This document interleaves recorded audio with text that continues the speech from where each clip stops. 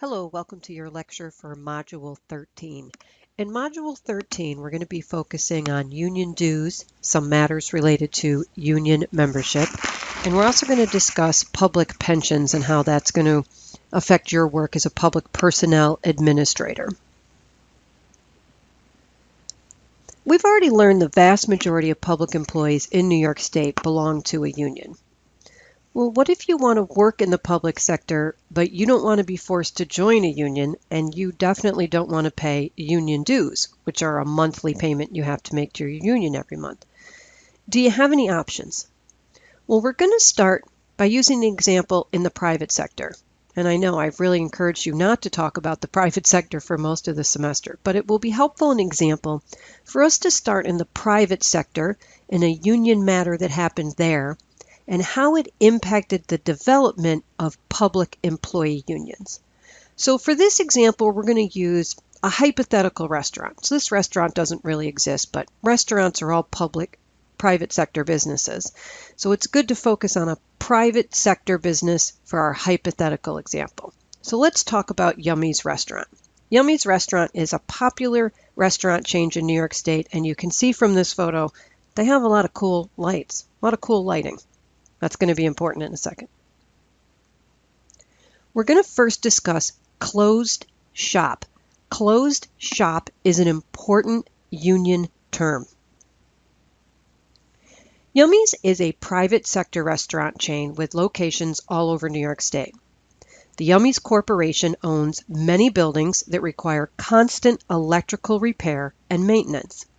And the chain also needs electrical system installed into several new locations. The Yummy's Corporation wants to hire electricians that are fully licensed, experienced, and reliable. The International Brotherhood of Electrical Workers, known as the IBEW 236, is the union for restaurant electricians in New York. The union collects dues from its members and in exchange is required to advocate for their electricians to get fair wages, safe working conditions, and good employment opportunities for their union members. The Yummy's Corporation and IBEW 236 union agree to a 5-year contract. So during the 5-year period, Yummy's can only hire electricians who are members of the union, and the union is required to ensure that there are enough qualified electricians to fulfill all the needs of the Yummy's company. The arrangement between the IBEW 236 union and the Yummy's Corporation is called a closed shop. So this private employee union, the IBEW, has made a 5-year contract with a private company called the Yummy's Corporation. So whenever Yummy's needs an electrician, they want to hang one of those cool new lights, they need a whole new electrical system to run all their kitchen equipment, whatever it is, if they need an electrician, they have to hire somebody who's a member of the Electrical Workers 236 union. That is the contract they've agreed to, and that's called a closed shop. Here's 3 important elements of a closed shop. It means 2 or more parties have agreed to a contract. The employer can only hire members of that union for that service, and employees in that field have no choice but to belong to that union that represents their trade. There's no other union that they can belong to. Those are all elements of a closed shop. Let's say you are a licensed electrician who lives in Albany. But you didn't join IBEW because you didn't want to pay the union dues, you didn't want to be a member of a union, and you thought, I have my license, I'm licensed by New York State to be an electrician, I'm just going to work on my own and I'll get hired as just an independent electrician. But today you see there's an item in the news reporting a new Yummy's restaurant's going to be opening in Albany, and you really want a job helping install their new electrical system. But here's the problem. Yummy's has that contract with IBEW 236, and you're not a member of that union. Therefore, you cannot be hired by Yummy's to do any electrical work at the new Yummy's location in Albany, and in fact, you can't do any electrical work for any Yummy's restaurant anywhere throughout New York State. Until 1977, closed shop contracts were only permitted between private sector companies and employees. Okay, so this was a private sector thing for many, many years, this closed shop arrangement. So what are arguments in favor of a closed shop arrangement? Well, one is that the union insurer members are qualified. That union takes on the responsibility to make sure that every person in their union has the right license, the right degree, the right certificate, the right approval, whatever it is, that person's going to be good at their job. A lot of these unions operate apprenticeship programs. So you come in as a young person or a person brand new to this field. You have to be mentored by other people in that field. So by the time that you're a full member of this union, people who are hiring these union members know that they are getting quality, professional, qualified people. So that's an argument in favor of a closed shop. Also, it requires employers to pay higher wages. These people are paying their union dues and they want their money's worth. So these union leaders have to advocate for the highest wages in the field, right? They've got to help their members get as much money as possible. So being a member of a closed shop can be good because you're going to get paid well. And also for those union dues, that union has to be advocating for the safest possible working conditions to make sure that their employees can work safely. And especially in the construction trades and things like electrical work, that's really important, right? That you're working in a safe working environment. So those are all arguments in favor of a closed shop. The union members are all qualified in their given field. They're going to earn high wages. That's a big advantage for the employees. And they're going to have safer working conditions. But what are some disadvantages of a closed shop system? There's a couple. One is that it's really expensive for employers. Yummy's Corporation can't go out and just hire the cheapest electrician in the area. They have to hire an electrician who's with that union, which means they're going to be required to pay them a high wage. So that's expensive for employers to have to hire union members. And people in that field are required to join the union to get most jobs. Like in that example we use, you had decided that you wanted to be independent and not join the union. Well, that's going to eliminate a lot of jobs that you can work at. So that's a disadvantage to people who don't join the union. So are closed shops good or bad? Well, it depends on who you are, right? There's arguments both in favor of closed shops and there's arguments against closed shops. Neither good or bad, it depends on who you are and what your needs are. Another argument against closed shop is you're required to pay the dues, right? So you not only have to be a member of that union, you have to pay the dues. Now, we're going to switch to a U.S. Supreme Court decision, and we're actually going to talk about a couple of them during this lecture.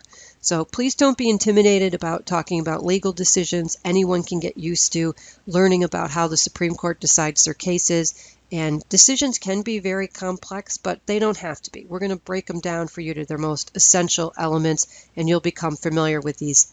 We're going to cover 3 of them this lecture that are really important.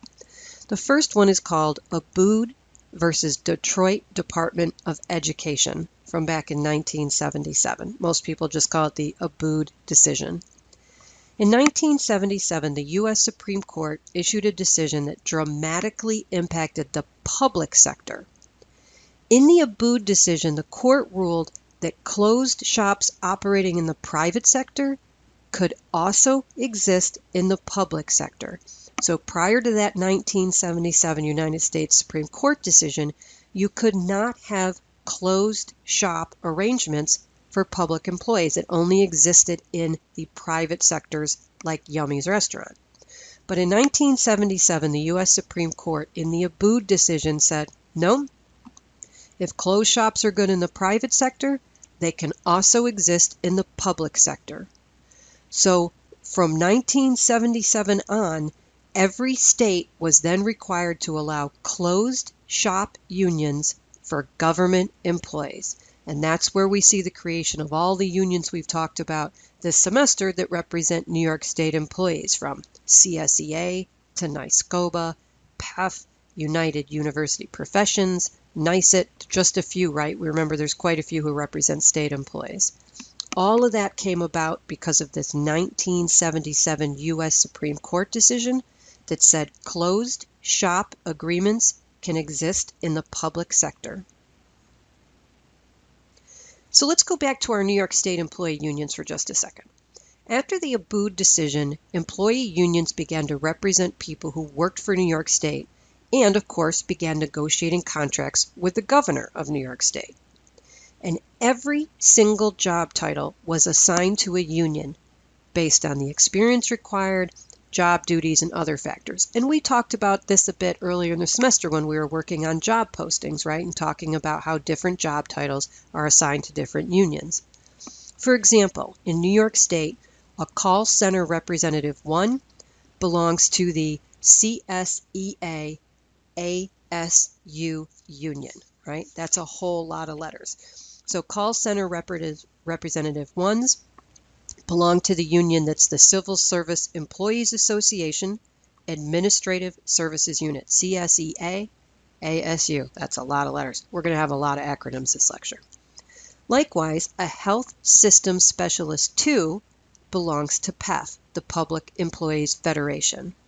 And if you are a corrections officer in New York State, the union is NYSCOBA, the New York State Correctional Officers Benevolent Association, NYSCOBA, right? So we could go on, we could do hundreds of these. In fact, you're going to learn later in this module, we could do thousands of these job titles. But just know that every single job title in New York State is either assigned to a union or not. What about all those positions that are appointed? Remember we talked about appointed positions, those that are called Management Confidential or MC in New York State? What about the appointed position job titles? Well, they don't have a union. They are just designated MC, which means they are not represented by a union. But the vast majority of job titles employed by New York State are represented by a union. Let's talk about a different term, agency shop. Well, many employees complained about the closed shop system and said, I shouldn't have to pay union dues, and I'm being forced to join this union, and now you're forcing me to pay money to a union I don't even want to belong to. That's not fair. Why should I have to pay money for a union I don't have any choice about? So a compromise was created, and it's called agency shop. So in a closed shop, you have to belong and you have to pay dues. Agency shop is a bit of a compromise. In an agency shop system, members have two choices.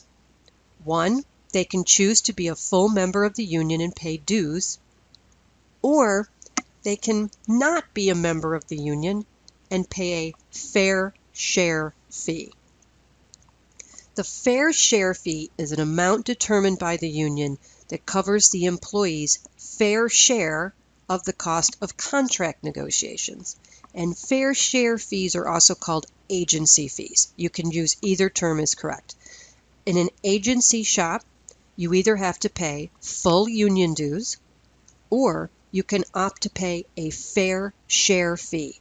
So you're not really a member of the union, but you still have to pay a bit to cover that union advocating for you to get all those benefits. So in an agency shop, you can pay full union dues or a fair share fee, which is also called an agency fee. Both terms are correct. Let's look at agency shops a little more. Remember that contract negotiations are a complex process where the union is advocating for their members to have higher salaries, safe working conditions, quality health insurance, job protection, fair disciplinary procedures, and all the other important items we've talked about this semester that unions advocate for on behalf of their members. Let's look at Union X. Members of Union X pay $90 a month in union dues. Union X has determined that 70% of all union dues are used for contract negotiations. So 70% of all the money they take in from union dues goes to those contract negotiations. And the remaining 30% of the dues are used to donate money to political candidates and lobby before the legislature. So Union X has determined 70% of union dues are used for contract negotiations, while they spend the other 30% on political activity. So this is how they give you your fair share fee. You have two choices in this agency shop that's Union X. You can pay $90 a month, be a full union member, and that's your union due, $90 a month, or you can pay your fair share fee, which is $63 a month. How do they get $63 a month? Well, $63 is 70% of the $90 full due. So $90 is the union due, but the fair share fee is $63 a month. So you're paying your fair share of the cost of contract negotiations. So employees who are in an agency shop and pay their fair share fee still get all the most important items negotiated for by the union.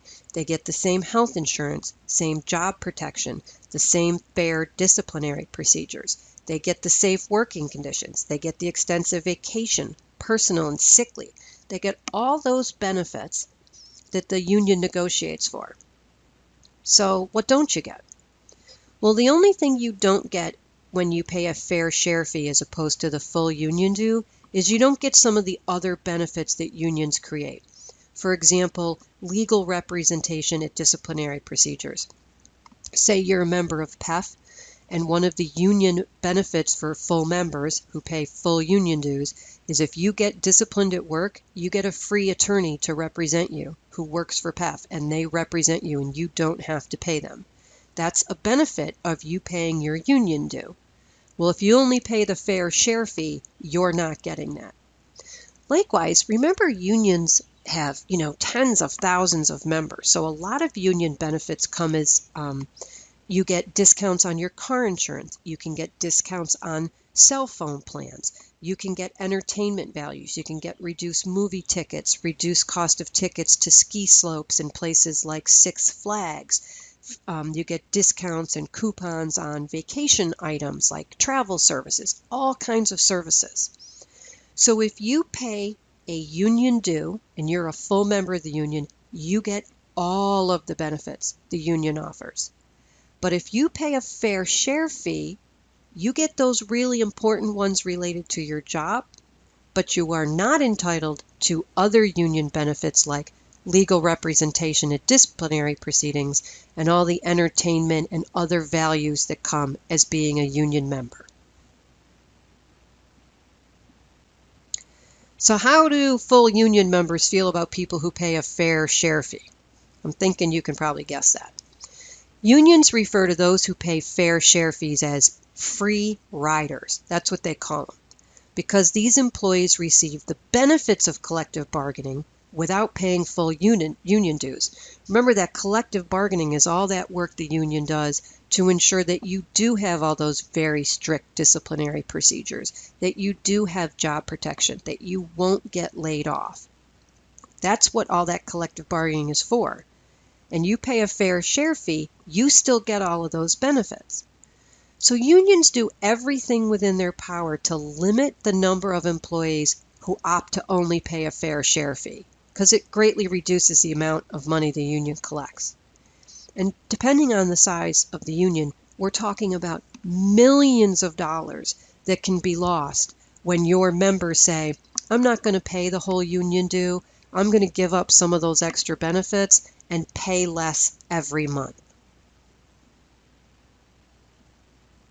Now we're going to move on to our second Supreme Court decision.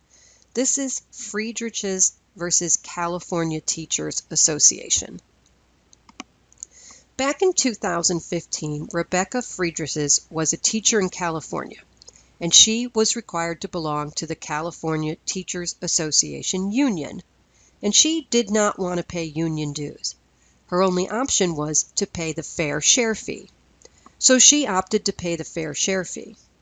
But she felt it was a violation of her rights to be forced to pay money to a union that donated money to political campaigns and supported political candidates that she objected to. Her thought was, this is my hard-earned money. I'm required to pay it. Granted, I'm not paying the full union due, but I'm still paying, a good amount of my paycheck to this union, and they're giving money and making, $100,000 campaign contributions to politicians that I don't like and who I wouldn't vote for. And I don't think it's fair that that's where my money's going. So she's forced to pay money to a union that helps get candidates elected, but she doesn't like them. And isn't that a violation of her rights, that her money's being used to elect people she doesn't support? So she did not think the fair share fee was the correct solution. She didn't think she should have to pay any money. She did not believe the union could make a clear demarcation between the money it spent on collective bargaining and the money it spent supporting political candidates. So she just didn't think it was accurate for a union to say, well, we spend 70% on collective bargaining, therefore you're going to pay 70% of the union due, because only 30% spent on political candidates. She just did not believe the line could be that clearly drawn, and suspected the unions were actually spending a lot more of that money on political activities.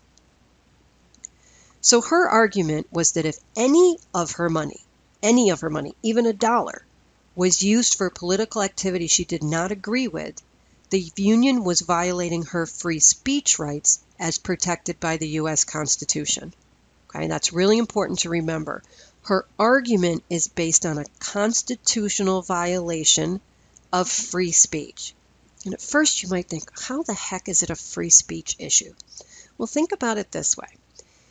You can exercise your free speech by political campaigning, right? You can go out, you can carry a sign, you can knock on doors, you can encourage your neighbors and friends and family members to vote for the candidate you support. That's your free speech right. You can also go outside of the Capitol and you can demonstrate against any elected official. That's also your constitutional right to peaceful assembly. You are allowed to peacefully protest election officials. That's all connected to free speech. So her argument was very interesting to connect this union due to a violation of her constitutionally protected free speech. Interesting, right? This was a first. But boy, did something crazy happen. The case is pending before the United States Supreme Court, and Justice Antonin Scalia dies while the case is before the court. So there's 9 justices on the Supreme Court, but Scalia dies. And now there's 8 justices on the Supreme Court. And when the court issues the decision in Friedrichs versus California Teachers Association, the court's decision is perfectly split. 4 justices vote in favor of Friedrich and say it is a violation of her free speech right. And guess what? 4 justices voted in favor of the union. So there's no decision. So this case takes years to work its way all the way up to the United States Supreme Court. And the decision comes out and it's perfectly split, 4-4. Yikes, right? No one ever could have expected this. So what does it mean? It means there is no decision, right? The Supreme Court did not make a decision on this case because it split its vote evenly. So Friedrich did not win, and the California Teachers Association did not win. It's a tie. Crazy, right? Let's look at an agency shop example. Let's say in 2017, you earned your degree from SUNY Albany in Information Technology Services. You're a supercomputer person. And you want to get a job working for the state. You want that state benefits, you want a state pension, you've got your new college degree, and that's where you want to go. So you go on the New York State Civil Service website, and you see there's a continuous recruitment posting for an IT Specialist 1. And you meet all the requirements, and it's perfect for the degree you just earned. So you apply for the job, you take the exam, and you get a job offer from the Department of Motor Vehicles in Albany. And you're super psyched. You have your first state job, your college degree, you're going to be making some good money, and you're going to have some great benefits. So you go to your first day on the job, and like every new job, you're going to spend a couple hours in the human resources offices completing all kinds of paperwork. And during your first meeting with HR tells you, oh, you're an ITS Specialist 1, and that job title is represented by PEF, the Public Employee Federation. That is your union. This is back in 2017. So you have two choices in 2017. You can either pay the full union dues to PEF every month. That's one choice. Or you can say, I don't want to be a full PEF member. I don't want to pay the full union due. I'll pay a fair share fee. Okay? So 2017, those are your two options. It's PEF. There is no other union for an IT Specialist 1. So if you're an IT Specialist 1, that is your only option for a union. You can't say, oh, I want to be a member of CSEA, because CSEA doesn't represent ITS Specialist 1s. So you don't have any choice. It's PEF or nobody, and you have two choices. Pay full union dues that automatically come out of your paycheck every week. You never even see it. It shows up on your check receipt. It shows that your union dues were taken out of your check. Or you could say, I don't want to pay the full union due to PEF. I'll pay a fair share fee. Those are your two options. But while you've started your new job in 2017, we've got another case headed to the Supreme Court. And that's Janus versus Asks Me. It's pronounced a couple different ways depending on how you want to manage that very awkward acronym. AFSCME is an acronym for the American Federation of State, County, and Municipal Employees. American Federation of State, County, and Municipal Employees. And Mark Janus is employed by the Illinois Department of Health, and his job title was covered by the Asks Me union. He objected to paying full union dues of $58 per month, and so the union said, okay, you can pay a fair share fee of $45. And Mark said, well, how are you getting $45? And the union said, well, look, 78% of our union dues are used for collective bargaining, and just 22% is spent on political activity. So if our full union due is $58, you have to pay 78% of that, which is $45. So they gave Mark two choices. Pay your full union due of $58 per month, or your fair share fee of $45 a month. This is the same deal you got offered at DMV, right? Your full union due or a fair share fee. And he said, I don't think this is accurate. I think this union spends a lot more money than 22% of its dues on political activities. And therefore, even if I pay the reduced $45 a month, you are spending my money on political activity.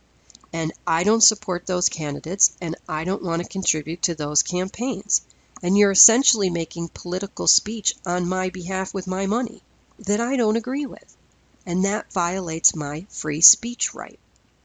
So he sued. And the name of the case is Janus versus Asks Me. So he says, I don't want to pay union dues or a fair share fee. I don't want to pay any money at all. You're forcing me to belong to a union I don't want to apply to. Then you're forcing me to pay union dues. My only alternative is to pay this fair share fee, which I don't think is fair. I don't have to pay any money at all. And he sues all the way to the U.S. Supreme Court. And here's what he said about it. I brought this case on behalf of all government employees who also wanted to serve their community or their state without having to pay a union first. The union's fight is not my fight. For years, it supported politicians who put the state into its current budget and pension crisis. That's not public service. That's what Janus said. So Janus is raising the same argument that Friedrich's did, right? That it's a free speech issue. You're using my money to pay for this political activity to speak for or against political candidates that I don't want anything to do with. I'm going to take a little sidetrack here. Let's talk about why this is speech issue, why it's a free speech issue. Consider the New York State United Teachers Unit. They call it NYSUT, New York State United Teachers Unit. NYSUT has 600,000 members, 600,000 members who are current and retired New York State teachers. The union brings in about $112 million every year in union dues. Let's say that again. This one union, NYSUT, brings in $112 million every year in union dues. Look at the size of the union. They got 600,000 members, right? This is a lot of people paying union dues. And NYSUT advocates, it is probably one of the strongest, most powerful unions in New York State, advocates strongly on behalf of their New York State teachers. And they spend a lot of money supporting and criticizing elected officials. And this is an old ad from a billboard campaign they did a couple years ago at then Governor Cuomo, because they felt he was taking too much money out of the school budgets. So they put these billboards all around New York State, arguing that Cuomo was unfairly reducing the education budget, right? Well, how much do those billboards cost? A lot, right? These campaigns cost a lot of money for billboards and print ads and social media ads, right? So this is political activity. They are criticizing and lobbying this political official. This is political activity. And it's being paid for by the 600,000 members who belong to NYSUT. So this is how it relates to a speech or a free speech issue. And while the Janus versus AFSCME decision was pending before the Supreme Court, Cuomo passed a law in New York State which makes union dues tax deductible. That was a first for New York State. So union advocacy can be quite effective. So why did Cuomo pass this law? Why did he make it so union dues were tax deductible? Well, that's a position very strongly supporting the unions. The unions know this decision is pending before the United States Supreme Court. They're very fearful if the decision is decided against them, people aren't going to want to pay union dues anymore, right? If they're given the option, they're not going to want to pay. So how can we encourage people to pay union dues? Make them tax deductible, right? So money paid for by unions to politicians is effective. No argument against that. It can be very effective. So let's get back to Janus versus AFSCME. On June 27, 2018, the U.S. Supreme Court issued its decision, and the court ruled in favor of, drumroll, the public employees. The court explained that agency shop systems allow employees to pay a fair share fee, but fair share systems, quote, violate the free speech rights of non-members by compelling them to subsidize private speech on matters of substantial concern. So the Supreme Court totally agreed with Janus's argument that his money, not $45, not $15, not 5 cents of his money, can be used for political speech and activity that he does not agree with. And the United States Supreme Court agreed with him and ruled that fair share fees, when mandatory, are a violation of free speech rights. So what options did you have? Pay the full union dues or fair share fee. But what did the Janus decision give you? A third option. The court ruled that if employees are required to belong to a union, they cannot be forced to pay any money if they don't want to. So now you have 3 options. When you got that ITS job at DMV, you had 2 options. Pay the union due to PEF or pay PEF's fair share fee. Guess what? Now you have a third option, which is don't pay any money at all.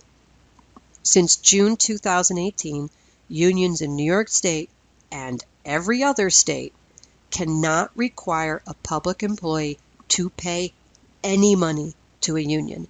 It is now 100% voluntary.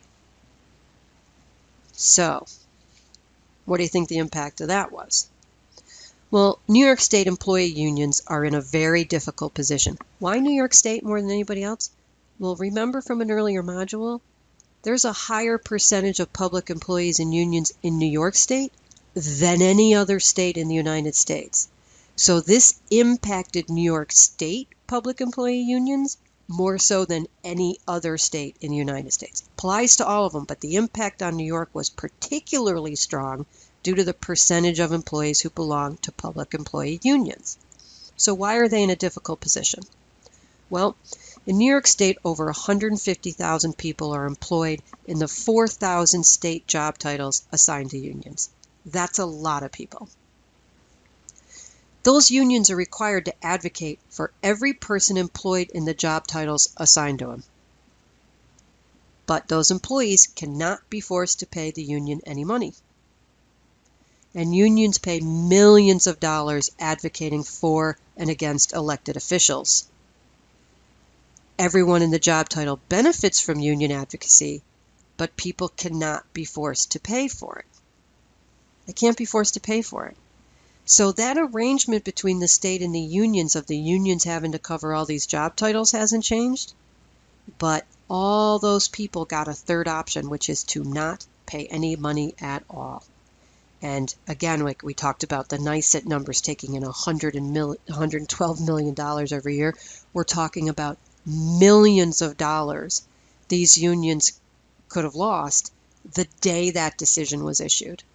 The day the Janus decision came out, suddenly no one was required to pay union dues who's a public employee in New York State.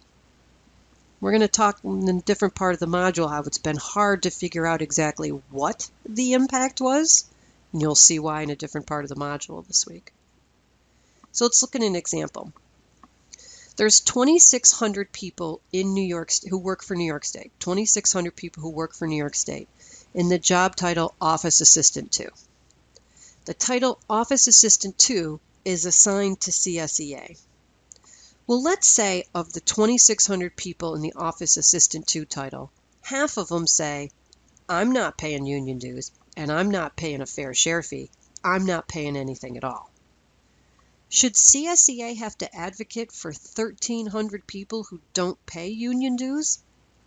Right now, under the current law, they still have to advocate for these people, but is it fair to make them spend other union members' money advocating for people who don't pay? But what's the alternative? Let's say we tell CSEA, look, you don't have to advocate for those 1,300 people who aren't paying you. We'll just kick them aside. Well, now what's going to happen with those 1,300 people? Are we going to make 1,300 appointments with the governor so each one of these employees gets to go to the governor individually and say, look, I've been looking at the cost of my copays and I think they're a little high. I want to renegotiate my health insurance, right? We know that's not going to work. The whole concept of collective bargaining is the unions are there to advocate for a collection of people. So is this good or is it bad? I think there's arguments to be made on both sides. We need unions to collectively bargain for large numbers of employees, especially in New York State where we're talking about tens of thousands of employees. But then again, there's an argument to be made here for the union side too, going, why do we have to spend money advocating for people who don't pay us one hot dime? So neither good nor bad. Advantages and disadvantages. It depends on your position, right? It also probably depends on whether you're the leader of a union or you're a state employee who doesn't want to pay union dues, right? So everyone has their own take on the advantages and disadvantages of this. So that's the end of your lecture. But the module we talked about is on union dues and public pensions. And I didn't really mention public pensions this whole lecture. So union dues, you've got your lecture this week. You have an article on the impact of the Janus decision, and you'll see why it's been really hard to pinpoint the impact the Janus decision had on New York State public employee unions. You're going to have a media item. It's just a way to look up a tool on every New York State job title. So you're just going to use that tool a little bit and get used to it and learn what's on there, what a great resource it can be for you as an HR professional in New York State. Public pensions we're going to address in an article that I wrote for you. I couldn't find an article that I really liked discussing what I felt was important about public employee pensions in New York State, so I wrote an article for you on that. And it might seem a little strange, like, why are we talking about pensions in a class where I'm supposed to be learning how to deal with, like, how to discipline an employee who, shows up for work every day late by 2 hours, right, and is causing all kinds of disruption in the office.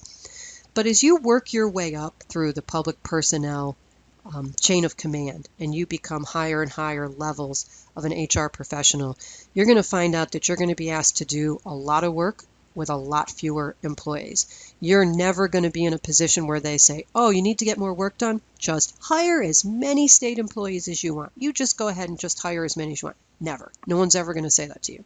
What they're going to say to you is, do more with less people. We need less employees. Why? Because New York State employees are expensive, not only in their salaries and their benefits, but in their pensions. So we're going to address that separately in an article. As always, if you have any questions about the lecture or any material in the module, please send me an email.